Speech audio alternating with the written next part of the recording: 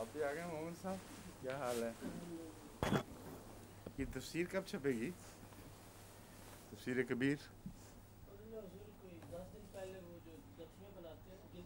ہاں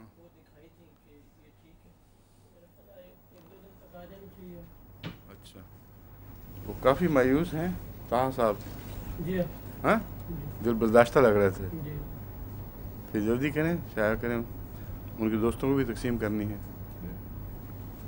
اچھا، السلام علیکم ورحمۃ اللہ.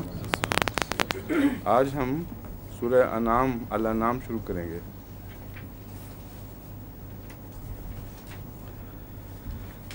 اعوذ باللہ من الشیطان الرجیم، بسم اللہ الرحمن الرحیم.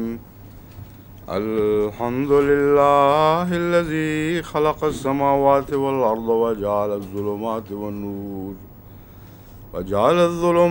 والنور ثم الذين كفروا بربهم يعدلون. هو الذي خلقكم من طين ثم قضى أجلا وأجل مسمى عنده ثم أنتم تمترون. وهو الله في السماوات وفي الأرض يعلم سركم وجهركم ويعلم ما تكسبون. وما تأتيهم من آية من آيات ربهم إلا كانوا عنها معرضين. فقد كذبوا بالحق لما جاءهم فسوف يأتيهم أنباء ما كانوا به يستهزئون.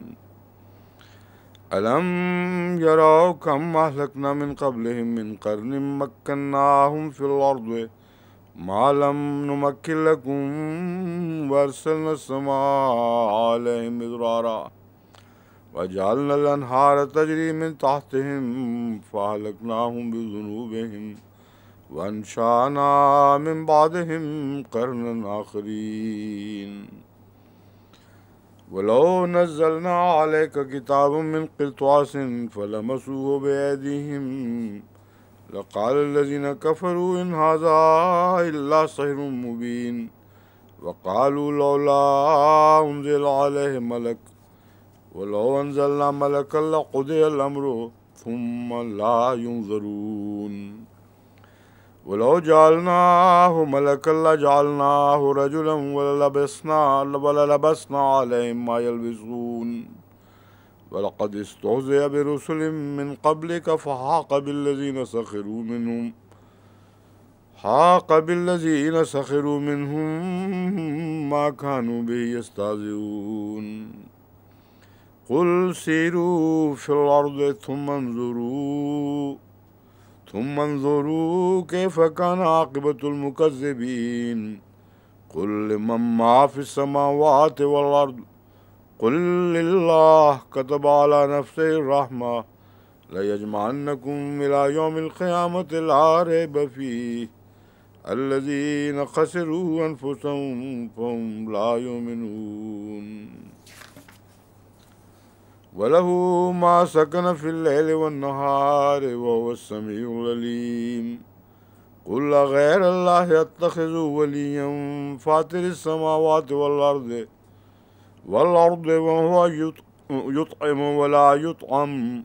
قل إني أمرت أن أكون أول من أسلم ولا تكونن من المشركين. قل إني أخاف إن عصيت ربي عذاب يوم عظيم. من يصرف عنه يومئذ فقد رحمه وذلك الفوز المبين. وإن يمسسك الله بضر فلا كاشف له إلا هو وإن يمسسك بخير فهو على كل شيء قدير وهو القاهر فوق عباده وهو الحكيم الخبير. قل أي شيء أكبر شهادة قل الله شهيد بيني وبينكم وأوحي إلي هذا القرآن لأنذركم به ومن بلغ أئنكم لتشهدون أن مع الله آلهة أخرى قل لا أشهد قل انما هو الہ واحد واننی بریء مما تشرکون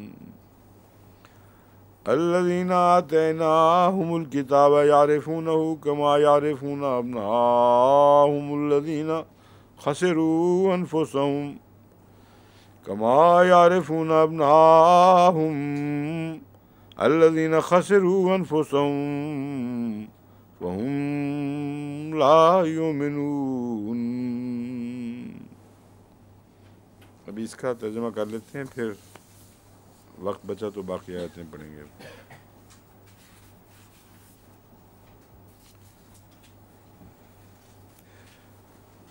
اللہ کے نام کے ساتھ جو بے انتہا رحم کرنے والا اور بن مانگے دینے والا ہے اور بار بار رحم فرمانے والا ہے۔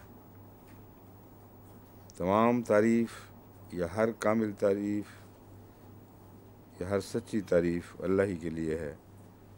الذی خلق السماوات والارض، وہ جس نے آسمانوں کو پیدا فرمایا، والارض اور زمین کو بھی، وجعل الظلمات والنور اور اندھیرے پیدا کیے اور نور، ثم الذین کفروا بربہم یعدلون، پھر اس کے باوجود وہ اپنے رب کے برابر دوسروں کو ٹھہراتے ہیں، یعنی خدا کے شریک ٹھہراتے ہیں۔ هو الذی خلقکم من طین، وہی ذات ہے جس نے تمہیں مٹی سے پیدا کیا، ثم قضا اجلا، پھر ایک معین مدت مقرر فرمائی، واجل مسمى عندہ، اور آخری مکمل مدت کا حساب اسی کے پاس ہے، یا علم، اجل مسمى عندہ، مقررہ مدت اسی کے پاس ہے۔ لفظی ترجمہ یہ ہے، مراد یہ ہے اس کا حقیقی علم اسی کو ہے۔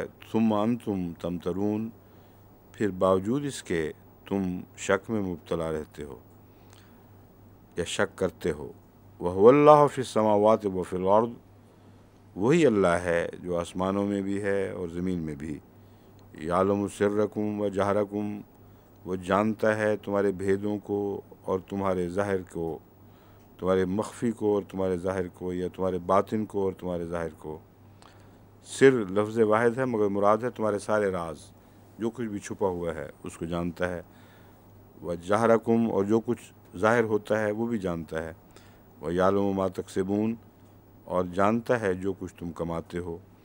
وما تأتیہم من آیت من آیات ربہم، اور جو بھی نشان ان کے رب کی طرف سے، ان کے رب کے نشانات میں سے آتا ہے، یا کوئی میں نہیں یہاں ہوگا، اور کوئی نشان ان کے رب کے نشانات میں سے نہیں آتا، الا کانوا عنہا معرضین، مگر وہ اس سے اعراض کرتے ہیں۔ فقد کذبوا بالحق لما جاءہم، پس جب بھی حق ان کے پاس آیا انہوں نے جھٹلا دیا۔ فسوف تأتیہم انباء ما کانوا بہ یستہزئون، پس ضرور عنقریب وہ خبریں ان تک پہنچیں گی جن کے بارے میں وہ مذاق کیا کرتے تھے۔ ما کانوا بہ یستہزئون، اس آیات میں ایک دو جو امور ترجمے کے تعلق میں وضاحت طلب ہیں، وہ یہ ہیں، اس نے آسمانوں اور زمین کو پیدا کیا، وجعل الظلمات والنور، اور اندھیروں کو پیدا کیا اور نور کو۔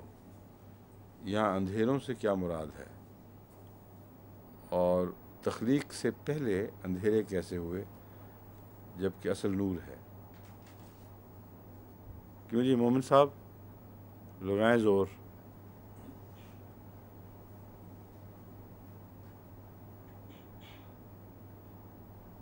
غور کریں، مبارک صاحب کو بھی کافی ماشاءاللہ ذوق شوق ہے ان باتوں کا، اور آفتاب صاحب تو تیار ہیں کچھ کہنے کے لیے، اس وقت پر تول رہے ہیں۔ نہیں آج نہیں، تو پھر عارفہ کو شاید پتہ ہو۔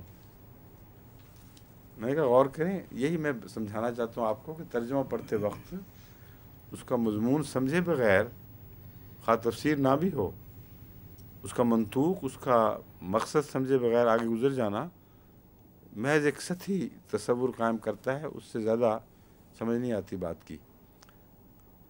اور ان باتوں میں پیغامات ہیں. ظلمات کو یہاں کیوں پہلے رکھا ہے اور نور کو کیوں بعد میں؟ حالانکہ ظاہر تو یہ معلوم ہوتا ہے اور ہے بھی حقیقت کہ نور کے فقدان کا نام اندھیرے ہیں. ٹھیک ہے. پھر ظلمات پیدا کیے سے کیا مراد ہے؟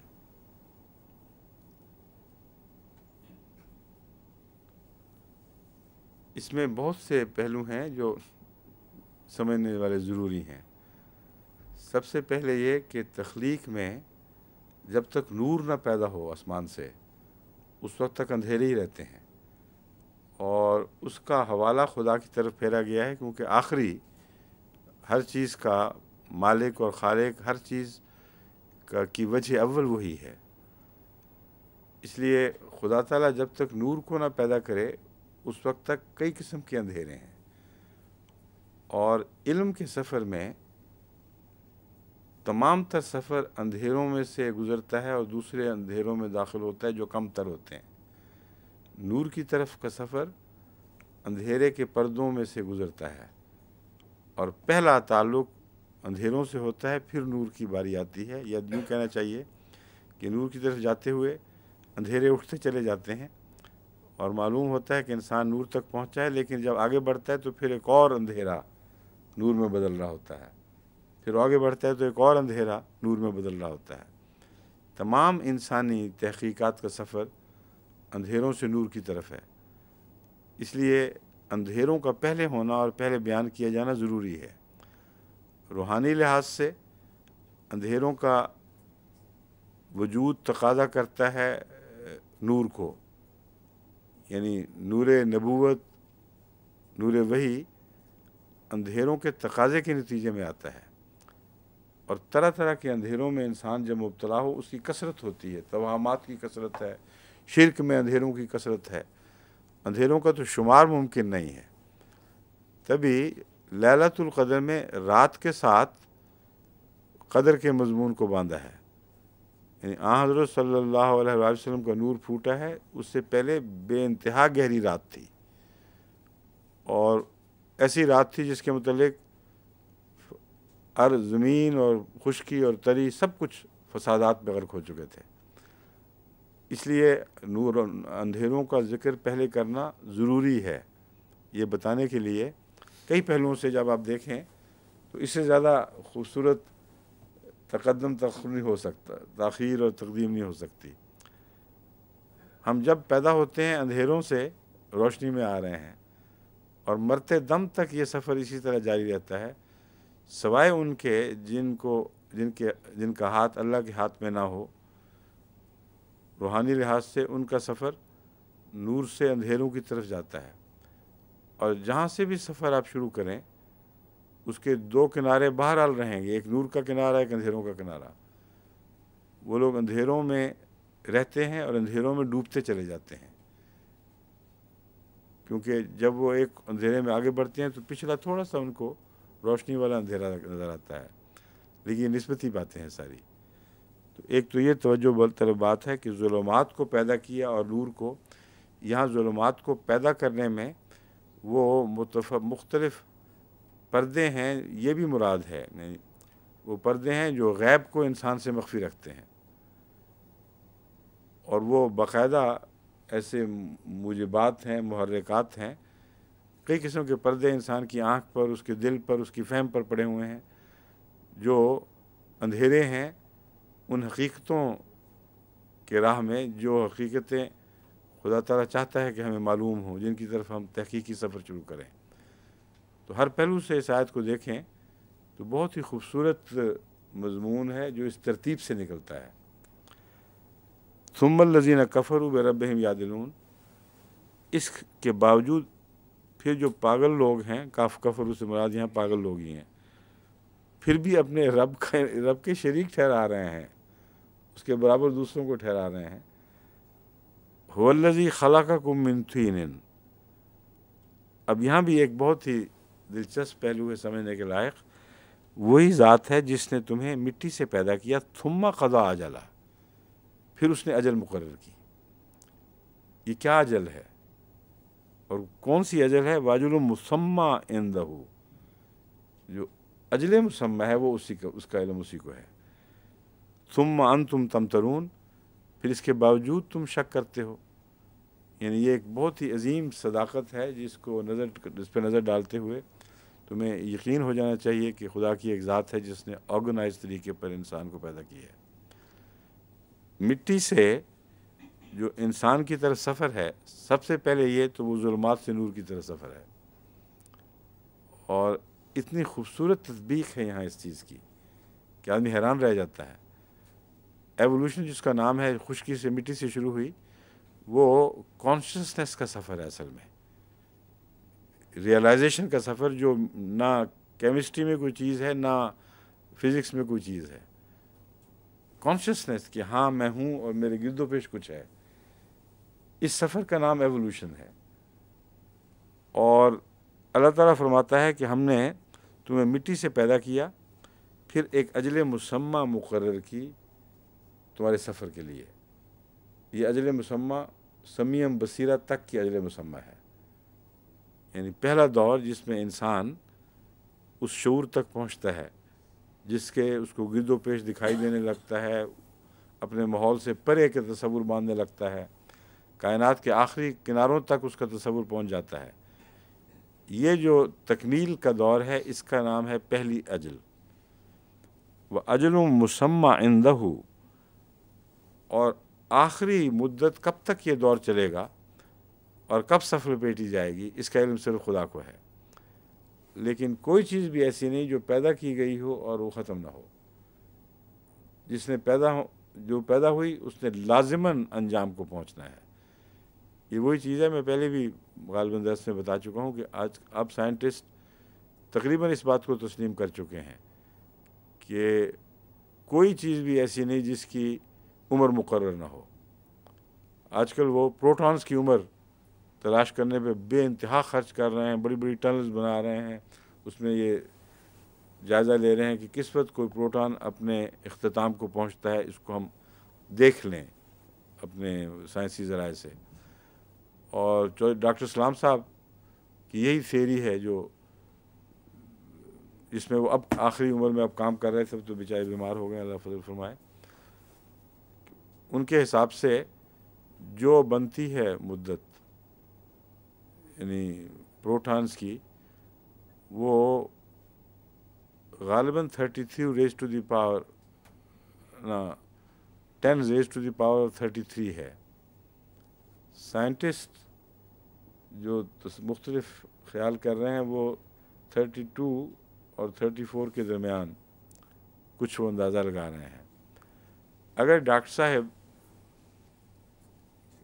یہ دیکھ لیتے آخری تحقیق کا نتیجہ، تو اسی پر ان کو دوسرا نوبل پرائز مل سکتا تھا، کیونکہ پہلے سے کیلکولیٹ کر چکے ہیں۔ جو بھی ہے میرے ذہن میں اب ایگزیکٹ یاد نہیں، مگر غالباً 33 ہے۔ ہاں 10 ریز ٹو دی پاور 33، جس کا مطلب یہ ہے کہ 33 زیرو لگ جائیں ایک طرف، تو وہ جتنی مدت بنتی ہے اتنے سال اس کے پروٹون کی زندگی ہے، اس کے بعد وہ ڈسٹرائے ہو جائے گا۔ اجل مسمى سے یہ مراد ہے کہ ساری کائنات کی آخری زندگی یا وہ دور جس کے اندر اس نے بہرحال ختم ہو جانا ہے، وہ یہ ہے۔ اس کا علم سوائے خدا کے کسی کو نہیں، باقی سب ٹمکٹوئیاں یا اندازے ہیں، اس سے زیادہ کچھ نہیں۔ تو اجل کہہ کے پہلے ایک اجل ابتدائی دور کی طرف اشارہ کر رہی ہے جو ایوولوشنری دور ہے، دوسری اجل مسمى اس انتہائی دور کی طرف اشارہ کر رہی ہے جس سے آگے کوئی وجود نہیں بڑھ سکتا۔ اور یہ نسبتی طور پر ایک انسان کی زندگی کے متعلق بھی قرآن کریم فرماتا ہے کہ ہر جان کے لیے ایک اجل مسمى ہے۔ یہاں کائنات کا ذکر ہے، سارا ظلمات اور نور اور تخلیق کائنات کا ذکر ہے، اس لیے یہاں میں اجل مسمى کے مضمون کو ساری کائنات پہ وسیع چسپاں کر رہا ہوں، یعنی قرآن نے میرے نزدیک چسپاں کیا ہے۔ مگر انفرادی طور پر بھی اجل مسمى کا ذکر آتا ہے کہ تمہاری عمر کچھ بڑھ سکتی ہے، کچھ گھٹ سکتی ہے، تمہاری غلطیوں کی وجہ سے، تمہاری احتیاطوں کی وجہ سے، لیکن ایک دائرے کے اندر رہے گی۔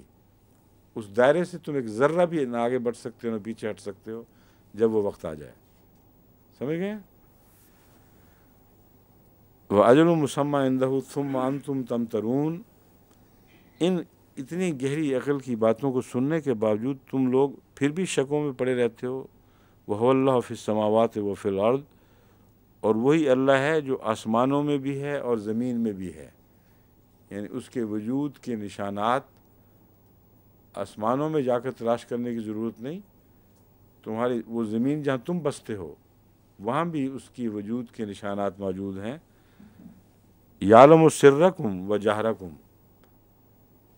और चूँकि हर जगह है वो तुम्हारा भेद भी जानता है, तुम्हारा ज़ाहिर भी जानता है, और वो कुछ भी जानता है जो तुम कमाते हो।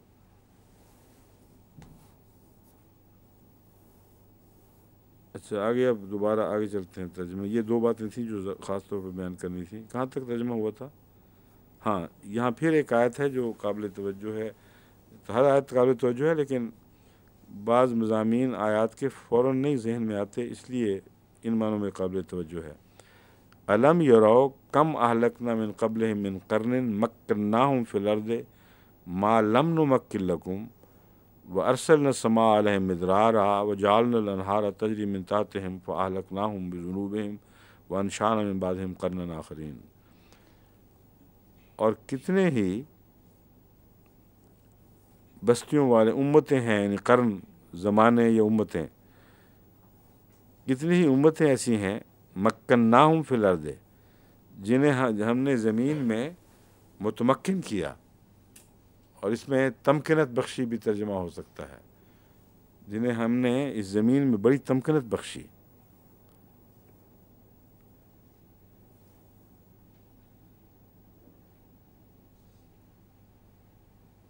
मा लम नुमक्किन लकुम, और ऐसी तमकिनत जो तुम्हें नहीं बख्शी गई, तुमसे पहले लोगों को ज़्यादा बख्शी गई थी।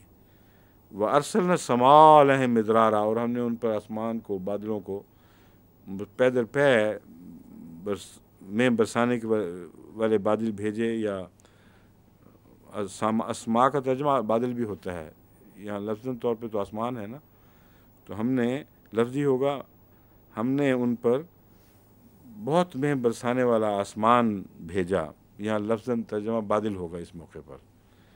लुगत में समा का तर्जुमा बादल भी दिया गया है।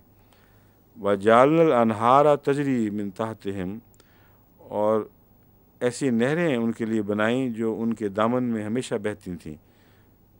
जहाँ आसमान से पानी बरसेगा वहाँ नहरें भी चलेंगी। फिर फ़अहलकनाहुम बिज़ुनूबिहिम, फिर हमने उनको उनके गुनाहों के सबब हलाक कर दिया। व अंशाअना मिन बादिहिम क़र्नन आख़रीन, और फिर उनके बाद एक नई कौम खड़ी कर दी, नई उम्मत को खड़ा कर दिया। ये जो मज़मून है, इसमें सवाल ये है कि क्या जिस वक्त ये आयत नाजिल हो रही थी उस वक्त तक जो इंसान ने पहले तरक्की की थी उसकी कोई मिसाल कहीं और मौजूद नहीं थी, या उससे बढ़कर तरक्की हो नहीं सकती थी? ये है बहस जो काबिल तवज्जो है। उस वक्त रोमन एम्पायर भी थी, उस वक्त मशरिक़ में ईरान भी था, फिर मशरिक़ बईद में चीन भी था। उससे पहले किन कौमों ने ऐसी तरक्की की थी जो इनसे पहले नहीं की गई, जिनको ऐसी तमकिनत बख्शी गई जो इनको नहीं बख्शी गई? ये बहस है। बताएं जी। अब ये बहस खोली है मैंने, सिर हिलाने के लिए नहीं बताया, इस पर गौर करें, बताएं। ये मसला है, कोई आज भी तो दौर है, आज भी तो कुरान की आयतें पढ़ी जाती हैं। क्या हम आज के ज़माने के इंसान को ये मुखातिब करके ये कह सकते हैं कि तुमसे पहले ऐसी तमकिनत बख्शी गई थी जो किसी को नहीं बख्शी गई, तुम्हें भी नहीं बख्शी गई? तो आफ्ताब साहब, सेहत आपकी पहले से अच्छी हो गई है, अब सवाल किए जा सकते हैं आपसे, हैं? तो बड़ा सूटेड बूटेड हो गया, आराम से बैठे हुए माशाल्लाह। बताएं। आप कई दफ़ा बहुत अच्छा मज़मून बताते हैं। मोमिन साहब, क्या मशवरा है आपका? वसीम कमर साहब कहाँ हैं आज? वो मशवरों में ज़रा जल्दी होते हैं, खुल जाते हैं जल्दी। बताएं।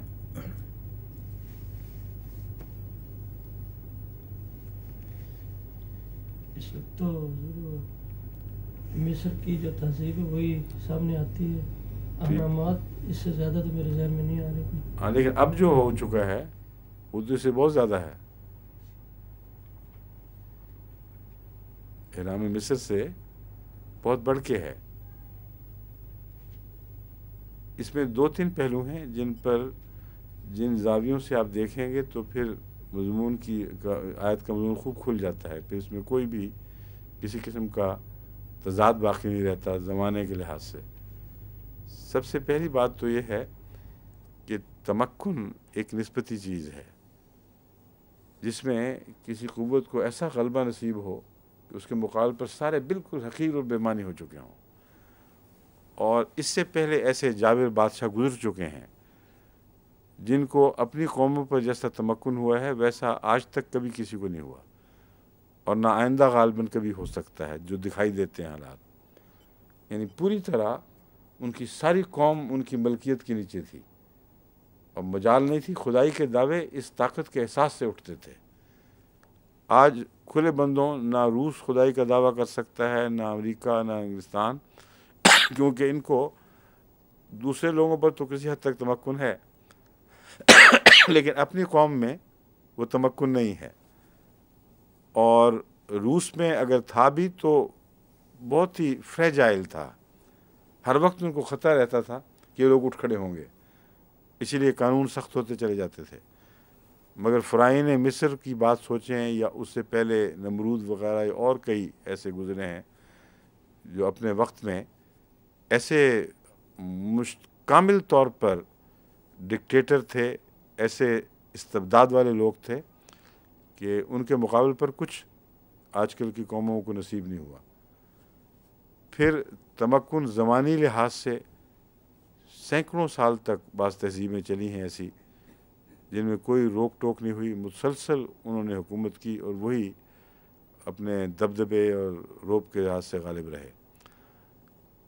بس نسبتی چیز کے لحاظ سے بات ہو رہی ہے کہ جیسی تمکنت ان کو اپنے زمانے میں لوگوں پر ہوئی تھی ویسی آج کل تم میں سے کسی کو بھی وہ تمکنت اپنے زمانے کے لوگوں پر نصیب نہیں ہوئی. اور جہاں تک ترقی کا تعلق ہے، جو مستقبل کی ترقی ہے وہ تو انسان دیکھ ہی نہیں سکتا، ماضی دیکھ سکتا ہے نا. تو ماضی میں ہر انسان اپنے آپ کو سب سے اونچا سمجھ رہا ہوتا ہے ماضی کی نسبت سے. اور وہ لوگ جن کو یہ کامل تمکن ہو، وہ جو اپنے ماحول کو، اپنے سابق دور کو دیکھتے تھے تو جانتے تھے کہ ایسا کامل غلبہ، ایسا استبداد اور ایسا ٹھہرا رہنے والا استبداد کبھی کسی کو نہیں ملا. اسی سے خدائی کے دعوے پھوٹتے ہیں. بس ایک تو یہ ہے تمکن کا معنی. دوسرا اس کا یہ معنی لیا جا سکتا ہے کہ قرآن کریم جس وقت نازل ہو رہا ہے اس وقت سے پہلے کے حالات سے تعلق یہ آیت رکھتی ہے، اور بعد میں جو خدا تعالیٰ نئی قومیں اور نئی ان کو طاقتیں بخشے گا اس تعلق میں دوسری آیات ہیں. بس اس آیات کو ماضی اور مستقبل پہ یکساں اطلاق کرنا قرآن کریم کی دوسری آیات کے مضمون کے منافی معلوم ہوتا ہے. صاف پتہ چلتا ہے کہ وہاں انسان کو اتنی بڑی بڑی طاقتیں نصیب ہونے والی ہیں، اتنا غلبہ نصیب ہونے والا ہے ہواؤں پر بھی، اور ایٹامک جو غلبہ ہے اس کا بھی ذکر ہو رہا ہے. بس اگر نسبتی پہلو سے نہ دیکھیں تو یہ معنی بنے گا کہ اس آیت کے مضمون کا تعلق وحی کے وقت سے پہلے لوگوں سے ہے، اور قرآن جس دور میں مخاطب کر رہا ہے اس وقت یہی کیفیت تھی. رومن امپائر اپنی ترقی کے باوجود ایسی کمزوری کی حالت میں تھی کہ مشرکوں نے بھی حملہ کیا اور ایک حصہ اسے چھین لیا. تو پوری طرح استحکام نہیں ہوا تھا اور وہ اپنے تنزل کی حالت میں آ چکی تھی. اس سے پہلے ان کی حالتیں بہت بڑی تھیں، بہت اونچی تھیں. تو اس زمانے کی تاریخ کی نسبت سے یہ آیت بالکل برحق چسپاں ہو رہی تھی. لیکن اس کا یہ مطلب نہیں ہے کہ اور قومیں بعد میں ایسی نہیں آئیں گی جو پہلی قوموں سے اپنی تمکنت کے لحاظ سے بڑھ گئی ہوں. کیونکہ قرآن کریم کی دوسری آیات واضح خبریں دے رہی ہیں کہ آئندہ آنے والے زمانوں میں بہت بڑی تمکنت نصیب ہوگی، جہاں مثلا عیسائیوں کا ذکر ہے، حضرت مسیح کی دعا ہے کہ ہاں میں ان کو رزق دوں گا ایسا کہ جیسا آسمان سے اترے گا کوئی مثال نہیں ہوگی، لیکن جب میں سزا دوں گا تو پھر بھی ایسی سخت ہوگی کہ اس کی کوئی مثال نہیں ہوگی۔ تو نسبتی معنوں سے وہ بات بنے گی جو میں نے پہلے بیان کر چکا ہوں، اور آئندہ کے زمانے کے تعلق میں دوسری آیات جب مضمون کھول رہی ہیں تو یہ آیات ایک حصے پر اطلاق پا رہی ہے زمانے کے، دوسری آیات آئندہ حصوں پر اطلاق پانے والی موجود ہیں، کوئی تضاد نہیں ہے۔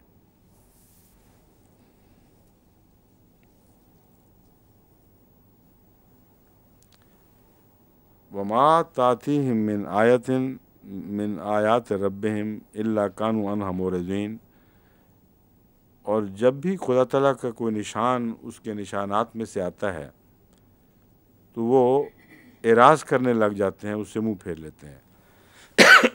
یہ آیت جو ہے خصوصیت سے مستشرقین کے اعتراضات کا دندان شکن جواب ہے، جو بعض ایسی آیات کا بہانہ کر کے یہ تصویر کشی کرتے ہیں مغرب میں کہ محمد صلی اللہ علیہ وسلم سے جب بھی آیات کا مطالبہ کیا جاتا تھا وہ یہ کہہ کے ٹال دیا کرتے تھے کہ آیات اتارنا میرے بس کی بات نہیں ہے اور آیات اتر ہی نہیں سکتی، اور صاف آیات کے مضمون سے پیٹھ پھیر جایا کرتے تھے، اور دشمن کہتا تھا ایک تو آیت دکھاؤ۔ اس کی اور بھی بہت سے جوابات مختلف آیات میں، یہاں یہ دیکھ لیں کہ اللہ تعالیٰ فرما رہا ہے کہ آیات نازل ہو رہی ہیں کثرت سے، جب بھی آیات آتی ہیں وہ پیٹھ پھیر جاتے ہیں، جب وہ پیٹھ پھیر جاتے ہیں تو ان کو تو کوئی آیت نظر ہی نہیں آئے گی۔ اسی طرح حضرت مسیح علیہ السلام کے زمانے میں ہوا ہے، یہ مولوی بتا جتنی دفعہ مرضی ان کو نشانات دکھا دو، کہتے ہیں نہیں کوئی نشان لا کے دکھاؤ۔ نشان سے پتہ نہیں ان کا دماغ میں کیا چیز ہے، کیا نشان ہے، لیکن اتنے کھلے کھلے عظیم الشان نشان مسیح علیہ السلام کی صداقت کے پہلے بھی ہو رہے تھے، اب بھی ظاہر ہو رہے ہیں، پر ان کی آنکھیں بند ہیں، نظر نہیں آتا۔ تو مورزون جو ہیں ان کو دکھائی دے ہی نہیں سکتا، اور مغرب بھی چونکہ مورزین کی فہرست میں شامل ہے، مغرب کے محققین، اس لیے ہم آج تک یہ کہتے ہیں کوئی نشان بھی نازل نہیں ہوا، لیکن وہ لوگ دیکھتے تھے، جان لیتے تھے اور پھر اعراض کرتے تھے۔ انہوں نے نشانوں کے وجود کا انکار کر دیا، پورے مضمون سے اعراض کر گئے ہیں۔ اس ضمن میں وہ جو آیت ہے چاند کے دو ٹکڑے ہونے کی، وہ ایک بہت عظیم شان دلیل ہے۔ قرآن کریم کے متعلق تمام مستشرقین اس اصول کو بہرحال تسلیم کرتے ہیں کہ اپنے زمانے کی جو تاریخ بیان کرتا ہے وہ ضرور سچی ہے، کیونکہ اگر اپنے زمانے کی تاریخ غلط بیان کرتا تو سب لوگ رسول اللہ علیہ وسلم کو چھوڑ کے بھاگ جاتے، آنکھوں دیکھا سامنے ہونے والا واقعہ غلط بیان کر ہی نہیں سکتے تھے۔ اس اصول پر اس آیت کو دیکھیں کہ قد اقتربت الساعة وانشق القمر، اقترب ہے خالی قد نہیں ہے، اقتربت الساعة وانشق القمر، سیر مستمر والی کیا ہے؟ ان یروا آیۃ یقولوا سحر مستمر، کہ جب چاند کو دیکھو، جب رسول اللہ علیہ وسلم نے انگلی اٹھائی دیکھا اس طرف، یا جب یہ آیت نازل ہوئی تو چاند دو ٹکڑے ہو گیا۔ یہ ایک ایسا نشان تھا جس کے اس زمانے میں گواہ موجود ہوئے، اور یہ ان آیات میں سے ایک ہے کہ جب ظاہر ہوئی تو انہوں نے کہہ دیا یہ تو ہمیشہ ہوتا رہنے والا جادو ہے۔ تو ہمیشہ ہوتے رہنے والے جادو کے الفاظ نے ثابت کیا کہ یہ ایک نشان نہیں ہے، اس قسم کے نشان کے بکثرت وہ لوگ گواہ بنتے تھے۔ بس اس زمانے میں اس آیت کا نزول جو اس زمانے کی تاریخ سے متعلق بات بیان کر رہا ہے، اگر یہ جھوٹ ہوتا تو مستشرقین، نہ اس وقت کے مشرکین، اور وہ تو فتنہ ڈالتے ہی، کئی ایمان لانے والے بھی بھاگ جاتے کہ کب ہوا ہے ایسا کہ انہوں نے کہا وہ سحر ہے، کون سی بات کو انہوں نے جادو کہا تھا۔ ایک کھلم کھلا اعلان کرنا بتا رہا ہے کہ کہا کرتے تھے وہ، اور ساحر کا لفظ جو استعمال کرتے تھے ہمارے ہاں غلطی سے یا ایک پہلو کے لحاظ سے درست ہے، مگر ان معنوں میں غلطی سے رواج پڑ گیا ہے کہ کہ جھوٹا ترجمہ کرتے ہیں۔ ساحر کا معنی جھوٹا بھی ہو سکتا ہے، مگر سحر مستمر کہنا اس موقع پر جھوٹ کا سوال ہی کوئی نہیں۔ یا اس آیت کے متعلق یہ کہہ دینا کہ وہ جادو ہے، یا وہ کہتے تھے کہ یہ جادوگر ہے، دراصل حیرت انگیز باتیں دیکھتے تھے اور دل اطمینان چاہتا تھا، اس لیے کہتے تھے کہ یہ جھوٹ ہے۔ جادو چونکہ جھوٹ ہے، ان معنوں میں جھوٹ ہے ضرور، لیکن جھوٹ کے اندر کوئی معجزہ نہیں ہے۔ جادو میں معجزہ بھی پایا جاتا ہے، بس جادو کہنا ضروری ہے، کیونکہ جادو میں جھوٹ تو آ ہی جاتا ہے۔ جادو تو ہوتا ہی وہ ہے جو فرضی بات اور جھوٹی ہو، لیکن اس میں جو حیرت کا پہلو ہے وہ جھوٹ میں نہیں ہے۔ جھوٹ کھلم کھلا صاف انکار ہے۔ بس جہاں قرآن کریم نے لفظ سحر استعمال فرمایا ہے، وہاں ہمیں اس کا سحری ترجمہ کرنا چاہیے۔ تشریح کے طور پر اس کا جھوٹ کا مضمون بتا دیا جائے تو حرج نہیں، بلکہ مناسب ہے، مگر اصل لفظ کو قائم رکھنا چاہیے۔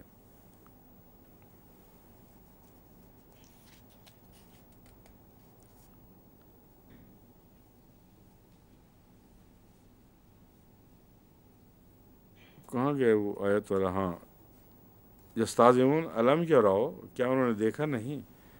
کم اہلکنا من قبل من قرن مکناہم فی الارض، یہ تو پہلے آیت کا لفظ بیان کیے بغیر میں آگے گزر گیا تھا، اس لیے واپس گیا ہوں۔ ہم اس سے آگے گزر چکے ہیں ترجمے میں۔ وجعلنا الانہار فی من تحتہم فاہلکناہم بذنوبہم فانشأنا من بعدہم قرنا آخرین ولو نزلنا علیک کتابا فی قرطاس فلمسوہ بایدیہم لقال الذین کفروا ان ھذا الا سحر مبین۔ یہ ہے وہ اصل سحر جو میرے ذہن میں تھا کہ موجود ہے یہاں میں اب پہنچا ہوں۔ کہتے ہیں کہ اگر اللہ تعالیٰ فرماتا ہے کہ اگر ایک ایسی کتاب بھی ہم تجھ پر نازل کرتے جو کاغذ پر لکھی ہوتی، یعنی ظاہری طور پر اترتی اس طرح، اسے وہ ہاتھ لگا کر یوں دیکھ لیتے کہ ہاں ہے، لقال الذین کفروا، جنہوں نے کفر کیا انہوں نے یہی کہنا تھا ہے جادو، کھلا کھلا جادو ہے۔ بس جادو جو ہے وہ ایک طرف جھوٹ کا ادعا ہے، دوسری طرف اقرار ہے اس بات کا کہ حیرت انگیز بات ہو گئی ہے جو ہماری سمجھ سے بالا ہے۔ وقالوا لولا انزل علیہ ملک، اب انہوں نے ایک اور چلاکی سوچی ہے، کہتے ہیں کہ فرشتہ کیوں نہیں اترتا اس پر، ایسا فرشتہ جسے ہم دیکھ سکیں۔ تو اللہ تعالیٰ فرماتا ہے وَلَوْ أَنزَلْنَا مَلَكًا، اگر ہم فرشتہ اتارتے، لَقُضِيَ الْأَمْرُ، اول تو یہ کہ ایسا فرشتہ اس وقت آتا ہے جب فیصلہ کرنے کے لیے آتا ہے، اترتا تو ہے مگر قوم کے ظالموں کی صف لپیٹنے کے لیے آیا کرتا ہے۔ کہتے ہیں پہلے بات تو اللہ فرماتا ہے اس طرف توجہ کرو، اگر یہ ہوتا لَقُضِيَ الْأَمْرُ تو تمہاری صف لپیٹ دی جاتی، ثم لا ينظرون، پھر ان لوگوں کو، یعنی غائب میں ذکر ہے، ان لوگوں کی صف لپیٹ دی جاتی، پھر ان کو کوئی مہلت نہ دی جاتی۔ دوسرا اس مضمون کو مزید یوں کھول رہا ہے وَلَوْ جَعَلْنَاهُ مَلَكًا، اور اگر ہم اسے فرشتہ بناتے، لَجَعَلْنَاهُ رَجُلًا، اسے انسان کی صورت میں بھیجتے، کیونکہ فرشتے کا وجود اپنی ذات میں نظر آ نہیں سکتا، جب تک انسان بنا کے نہ بھیجتے ان کو دکھائی نہیں دے سکتا، اور انسان بناتے تو اس کو ننگا انسان تو نہیں بھیج دینا تھا، اس کو کپڑے بھی پہنانے تھے، وَلَلَبَسْنَا عَلَيْهِمْ مَا يَلْبِسُونَ، جو یہ پہنتے ہیں، تو پھر انہوں نے کہنا تھا کہ لو جی یہ کیسا فرشتہ آ گیا، تو ہمارے جیسا ہی ہے۔ اصل فرشتہ بھیجتے تو وہ دکھائی نہیں دینا تھا، سوائے اس صورت کے کہ وہ عذاب کا فرشتہ بن کے ان کی تقدیر کی صف لپیٹنے کے لیے آتا، اور اس وقت ان کا دیکھنا ان کو فائدہ نہیں پہنچا سکتا تھا۔ اس کے سوا فرشتہ نظر آ ہی نہیں سکتا، انسانی روپ میں ہی آ سکتا ہے، چنانچہ رسول اللہ صلی اللہ علیہ وسلم نے بھی جب دیکھا تو انسانی روپ ہی میں دیکھا ہے۔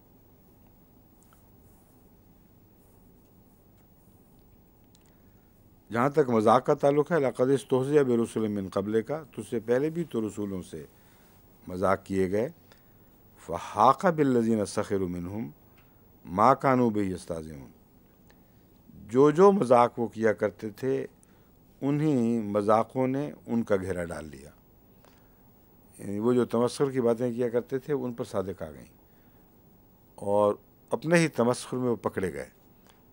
جیسا کہ میں نے مثال دی تھی، وہ مولوی جو کہتا تھا نعوذ باللہ مسیح صلی اللہ علیہ وسلم کے متعلق کہ یہ فضلے میں فوت ہوئے، وہ چنوٹ میں تقریر کر کے یہی بکواس کر کے واپس جا رہا تھا تو ایک ڈھکنا اٹھا ہوا تھا بدرو کا، اس میں پورا غرق ہو گیا، اور گند میں غرق ہونا ویسے ہی بہت بیہودہ بات ہے، لیکن چنوٹ کے گند میں غرق ہونا اندازہ کریں اس میں ڈوب کے اس نے جان دی، اس کی لاش صبح نکلی ہے اس قسم کی گند میں سے۔ تو اللہ تعالیٰ یہ مراد ہے، جن باتوں کا یہ مذاق اڑاتے ہیں بسا اوقات خدا تعالیٰ اسی مذاق میں سے کے گھیرے میں لے لیتا ہے ان کو، پھر وہ اس سے بچ کے نکل نہیں سکتے۔ کانا کہنے والے کانے ہو گئے، اور یہ ایک سے کثرت کے ساتھ ایسے نشانات ہیں۔ قل سیروا فی الارض ثم انظروا کیف کان عاقبۃ المکذبین، تو کہہ دے کہ زمین میں پھر کر دیکھو، پھر غور کرو، کیفا سیر کرو زمین میں، پھر غور کرو یا دیکھو کیفا کان عاقبۃ المکذبین، جھوٹوں کا انجام کیسا تھا۔ اب یہ زمین میں پھر کے کس طرح پتہ لگ سکتا ہے جھوٹوں کا انجام؟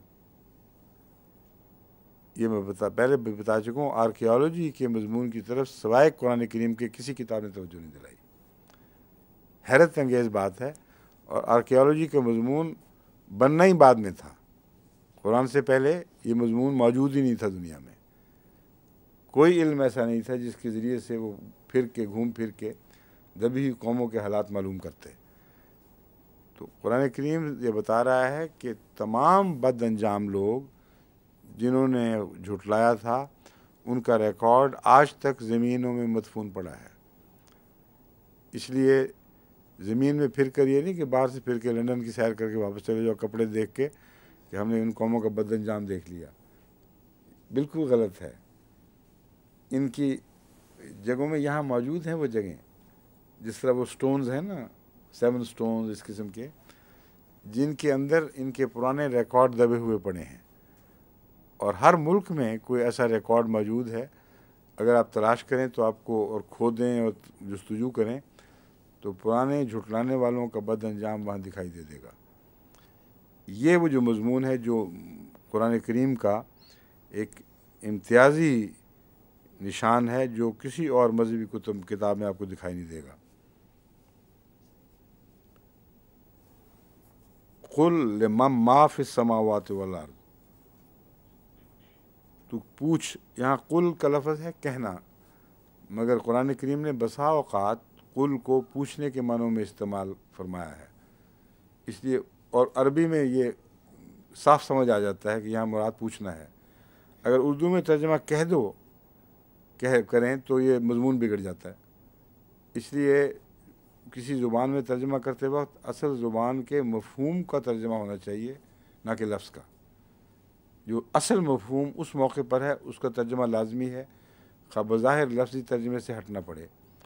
اس لیے میں نے جو ترجمہ کر رہا ہوں اس میں ایسے موقع پر پوچھ کا ترجمہ کیا ہوا ہے، قل کے کہہ کے بجائے۔ قل سیروا فی الارض ثم انظروا کے پھر آگے دعا ہے قل لمن ما فی السماوات، تو کہہ دے کہ زمین و آسمان اور زمین کس کے لیے ہیں۔ اب کہہ دے کا کیا مطلب ہے؟ عربی میں تو قل واضح ہے، مراد ہے پوچھ، یہ بات کر ان سے اور یہ جواب مانگ، اسی کو پوچھنا کہتے ہیں کہ تو ان سے پوچھ کہ جو کچھ بھی آسمانوں میں ہے اور زمین میں ہے وہ کس کے لیے ہے یا کس کا ہے۔ اصل میں یہاں کس کا ہے، اس کا مالک کون ہے؟ قل للہ، کہہ دے اللہ ہی کا ہے۔ ان للہ ہے، یہاں مراد ہے ملکیت، ہم اللہ کی ملکیت ہیں، تو ترجمہ یوں ہونا چاہیے کہہ دے اللہ ہی مالک ہے۔ کتب علی نفسہ الرحمہ، لیکن ملکیت کے ساتھ رحمت کا تعلق ہے، جو غیر مالک کو اختیار ہی نہیں ہے۔ فرمایا یہی اس کی ملکیت ہے جس کے نتیجے میں وہ رحمان ہے، یا جس کے تعلق میں وہ رحمان ہے، اس لیے تمہیں فکر کی بات نہیں ہے۔ اگر وہ مالک نہ ہوتا تو تمہیں ہر بات کی سزا دیتا، مالک نہ ہوتا تو اندھا انصاف، ان معنوں میں اندھا انصاف کے سوا اختیار ہی کوئی نہ ہو، قانون کے طور پر انصاف کرنا پڑے، اس میں رحمت کا مضمون غائب ہو جاتا ہے۔ تو ملکیت کے مضمون کے ساتھ ہی خدا فرماتا ہے کتب علی نفسہ الرحمہ، اس نے خود ہی اپنے اوپر رحمت فرض فرما لی ہے۔ لَيَجْمَعَنَّكُمْ إِلَىٰ يَوْمِ الْقِيَامَةِ لَا رَيْبَ فِيهِ، تمہیں وہ ضرور جمع کرے گا ایک ایسے دن، قیامت کے دن، لا ریب فیہ، جس میں کوئی شک نہیں ہے۔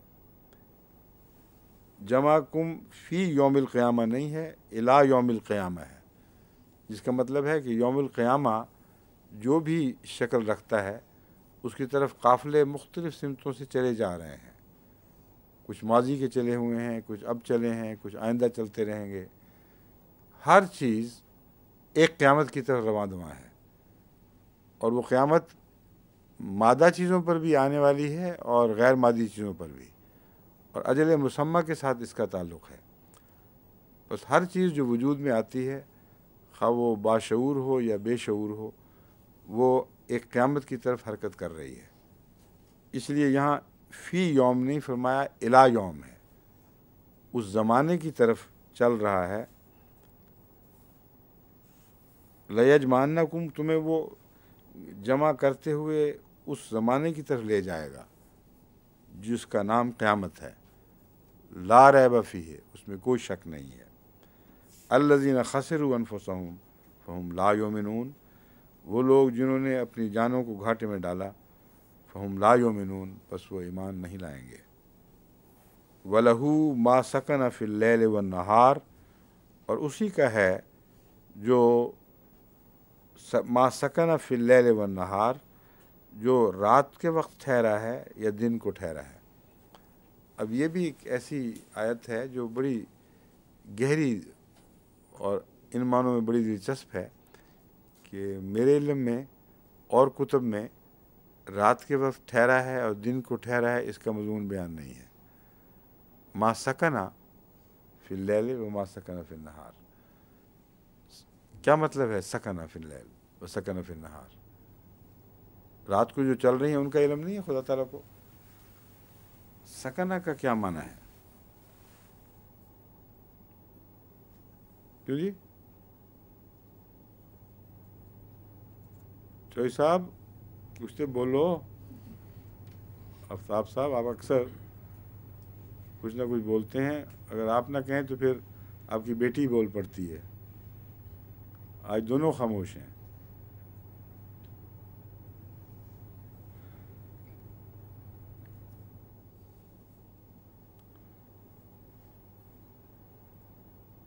کیوں؟ تم بھی کافی باتیں کیا کرتی تھی کسی زمانے میں، بتاؤ کیا آفتاب صاحب کو بتا رہی ہو؟ مجھے نہیں آواز پہنچی۔ رات کو بعض چیزیں رک جاتی ہیں، رات کو بعض چیزیں رک جاتی ہیں، اٹھ جاتی ہیں، رک جاتی ہیں، رک جاتی ہیں، سانس، ہاں، سکنا کام، جی، تو دن کو کیا ہوتا ہے پھر؟ یہاں دن بھی لکھا ہوا ہے صاحب، اس لیے رکنا کا معنی نہیں ہے بہرحال۔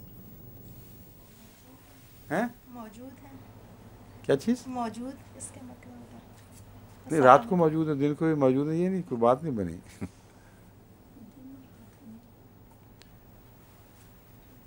وقت کے ظرف میں رات بھی ہے اور دن بھی ہے، اور جو ترقی ہو رہی ہے وجود، وہ مسلسل بعض منازل طے کر رہا ہے اور ایک منزل پر آ کر ٹھہرتا ہے، پھر اگلی منزل پہ روانہ ہوتا ہے۔ یہ جو دائمی ترقی ہے، یہ منزل بہ منزل ایک سکون کا مقام، پھر اس سے اگلا، پھر اس سے اگلا، اس طرح سٹیپس میں چلتا ہے۔ تو ما سکن فی اللیل و نہار، رات کے مضمون سے ترقی کا تعلق ہے، لیکن دن کے مضمون سے مختلف ہے۔ وہ بعض چیزیں رات کو قرار پکڑتی ہیں اور اپنی ایک منزل طے کر کے وہاں سکونت اختیار کرتی ہیں، بعض دن کو کرتی ہیں۔ اور یعلموں سے مضمون سے پتہ چل رہا ہے کہ جاری سلسلے کی بات ہو رہی ہے، کسی ایک حادثے کی بات نہیں ہو رہی، یعنی مسلسل رات کے وقت بھی کچھ چیزیں پایہ تکمیل کو پہنچی۔ سکنہ سے مراد سکینت یا قرار پکڑ جانا ایک ایسی حالت پر جو اس کی پھر دائمی حالت ہے، یعنی وہ منزل طے ہو گئی اور وہ نشان پیچھے چھوڑ کر پھر اگلا قدم اٹھائے گا۔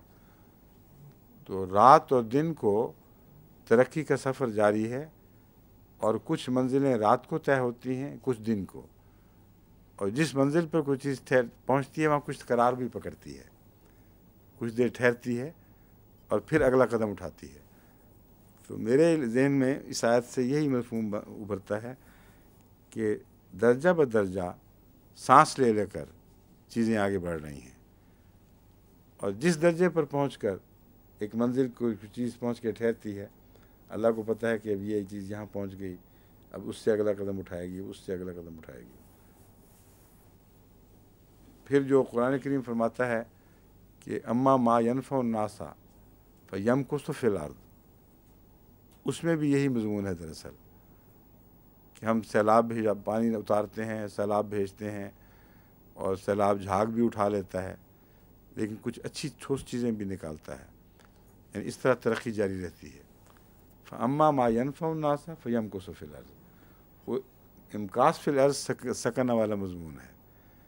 کچھ چیزیں ایسی ہیں جن کو اللہ ٹھہرا رکھتا ہے، ٹھہرانے کا معنی یہاں ان معنوں میں ہوگا۔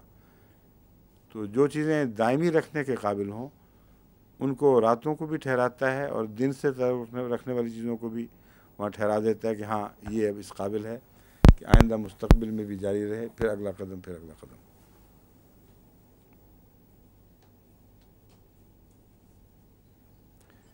وَهُوَ السَّمِيعُ الْعَلِيمُ، اور وہ بہت سننے والا اور بہت جاننے والا ہے۔ یہاں سننے اور جاننے کے مضمون کا اس سے کیا تعلق ہے؟ انسان کے تعلق میں یہ باتیں بیان ہوئی ہیں۔ اللہ تعالیٰ تو دائمی ہر حالت میں سنتا بھی ہے اور دیکھتا بھی ہے۔ رات کے وقت انسان دیکھنے کے ذریعے علم حاصل نہیں کرتا، یعنی از خود اس کو علم نہیں ابھرتا، یعنی ہم تو دیکھنے کے ذریعے علم حاصل کرتے ہیں، مگر جب دن چڑھتا ہے تو لگتا ہے علم طلوع ہو گیا ہے، اور رات کے وقت سنوائی کے محتاج رہتے ہیں۔ جب تک کان استعمال نہ ہو ہمیں کچھ پتہ نہیں کیا ہو رہا ہے۔ تو رات کے حوالے سے سمیع فرمایا اور دن کے حوالے سے علیم فرمایا۔ قل اغیر اللہ اتخذ ولیا فاطر السماوات والارض وہو یطعم ولا یطعم، تو کہہ دے کیا اللہ کے سوا کسی کی عبادت کروں، اس کو یعنی اتخذ ولیا، اللہ کے سوا کسی کو دوست پکڑ لوں؟ کس اللہ کے سوا؟ فاطر السماوات والارض، جس نے آسمانوں اور زمین کو اس طرح پیدا کیا کہ اس سے پہلے ان کا کوئی وجود نہیں تھا۔ فاطر میں نے ان کو پھاڑ کر نکال دیا کسی چیز سے، اور یہاں کچھ وجود نہیں کا لفظ ترجمہ شاید درست نہ ہو، مگر پہلے کسی حالت سے پھاڑ کر ایک اور چیز پیدا کرنا دراصل فاطر کا مضمون رکھتا ہے۔ اور بگ بینگ میں جب وہ black hole, great black hole کو پھاڑا گیا ہے تو وہی فطور تھا، تو اس نے آسمانوں اور زمین کو پھاڑ نکالا۔ وہ یطعم، اور جب بھی وجود پیدا کیا ہے تو اس کے خوراک کی ذمہ داری لازم ہو جاتی ہے، ورنہ وہ وجود پیدا رہ نہیں سکتا باقی۔ بس جو کچھ بھی اس نے پیدا کیا اچانک جو ظہور پذیر ہوا ہے، اس کے ساتھ ہی اس کے رزق کی ذمہ داری قبول کی اور ادا کی، اور اس کے ذریعے رزق کے ذریعے بنائے اور ان کو کھانا کھلانے لگا۔ یطعم سے مراد ہے ان کی انرجی ریکوائرمنٹس پوری کرنے لگا۔ ولا یطعم، اور اس کی کوئی ضرورت ایسی نہیں ہے جو کوئی پورا کرتا ہو، اس لیے وہ بذات قائم ہے، جس کو کسی سے توانائی لے کر اپنی زندگی کو قائم رکھنے کی ضرورت نہ ہو۔ ہر چیز اس کی محتاج ہوگی، وہ کسی کا محتاج نہیں ہوگا۔ فرماتا ہے اس ذات کو چھوڑ کر میں ان چیزوں کی طرف چلا جاؤں جو تم خدا کے سوا بلاتے ہو؟ قل انی امرت ان اکون اول من اسلم ولا تکونن من المشرکین، تو کہہ دے کہ مجھے حکم دیا گیا ہے کہ میں ہر وہ شخص جو اسلام لایا ہے اس میں سے ان سے پہلے ہوں۔ یہاں اول کا معنی جس طرح آخر کا معنی بھی ہوتا ہے بہترین کا ہے، جس سے اوپر کوئی اور مرتبہ نہ ہو۔ اول جس طرح کلاس میں اول آتا ہے کوئی، یہ مطلب نہیں ہے کہ پہلے دن داخل ہوا تھا وہ، خواہ وہ بعد میں بھی آیا ہو، اگر وہ فرسٹ آ جائے گا یعنی بالا ہوگا ہر دوسرے پر تو اس کو اول کہتے ہیں۔ تو اول المسلمین کا مطلب ہے تمام اسلام لانے والوں میں میں اللہ کی نگاہ میں فرسٹ آؤں، تجھے اس لیے پیدا کیا ہے۔ اور اس بات کو یاد رکھ، تجھے پیدا ہی فرسٹ آنے کے لیے کیا گیا ہے۔ اور خاتمیت کا بھی یہی مفہوم ہے کہ تمام صفات حسنہ میں ہر دوسرے پر بازی لے جائے یہاں تک کہ اس اوپر کوئی مقام نہ رہے، تو نہ اول میں اوپر نہ آخر میں اوپر۔ وَتَكُونَنَّ وَلَا تَكُونَنَّ مِنَ الْمُشْرِكِينَ، اور مشرکوں میں سے نہ ہو۔ اگر اول من اسلم ہے تو یہ تب ممکن ہے کہ ہر قسم کے شرک کی کامل نفی ہو، شرک کا شائبہ بھی پیدا ہو تو اسلام میں اسی حد تک انسان ناقص ہو جاتا ہے اور ایک رکھنا پڑ جاتا ہے۔ تو حقیقی اسلام کی تعریف یہ ہے کہ کامل طور پر اپنے آپ کو اللہ کے سپرد کر دے، یعنی اس کے غیر کا کوئی حصہ باقی ہی نہ ہو جس کی طرف وہ جھکنے والا ہو۔ بس اس مضمون کا اتخذ ولین کے ساتھ تعلق ہے۔ کیا میں خدا کے سوا کسی کو ولی پکڑ لوں جبکہ مجھے پیدا اس غرض سے کیا گیا ہے کہ تمام غیر اللہ کا انکار کر دوں اور اس نسبت سے سب پر بازی لے جاؤں۔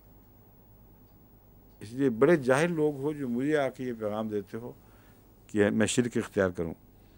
قل انی اخاف ان عصیت ربی عذاب یوم عظیم، تو کہہ دے کہ میں ڈرتا ہوں اگر میں نافرمانی کروں، ربی اپنے رب سے ڈرتا ہوں، عذاب یوم عظیم ایک عذاب سے جو عظیم دن کا عذاب ہے، یعنی عذاب عظیم نہیں فرمایا، یومن عظیم فرمایا ہے۔ اصل بات یہ ہے کہ عذاب جتنا بڑا ہو اتنا ہی دن بڑا ہو جاتا ہے، جتنی بڑی تکلیف ہو اتنا بڑا عرصہ ہو جاتا ہے، اور عذاب کی نوعیت مدت کا فیصلہ کرتی ہے۔ اسی طرح لطف کے لمحات مدت کا فیصلہ کرتے ہیں، لطف مدت کو سکیڑتا جاتا ہے اور عذاب مدتوں کو لمبا کرتا چلا جاتا ہے۔ تو بہت ہی خوفناک عذاب ہے جس کے متعلق فرمایا یوم عظیم کا عذاب، اتنا بڑا دن لگے گا کہ گویا وہ ختم ہی نہ ہو رہا ہو۔ میں یصرف عنہ یومئذ فقد رحمہ، جس شخص کو یصرف عنہ اس سے بچا لیا جائے گا، یصرف عنہ کا مطلب اس سے پھیر دیا جائے گا کہ نہیں یہ تمہاری جگہ نہیں، تم اس طرف ہٹ جاؤ،